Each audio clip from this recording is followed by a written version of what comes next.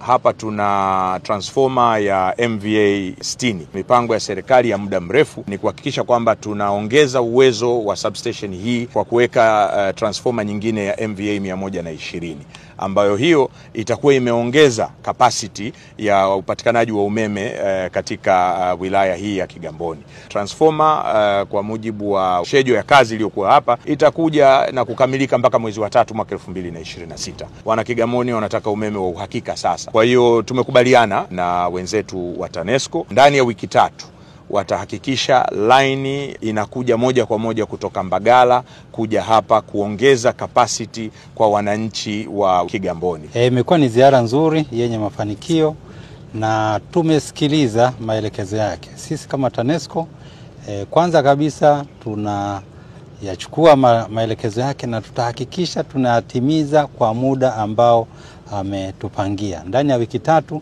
kazi zote hizi za kufunga matransformer, kuondoa low voltage na kuleta megawati 22 kutoka kwenye mikoa jirani ili kuweza kuimarisha upatikanaji wa umeme katika mkoa wa Kigamboni.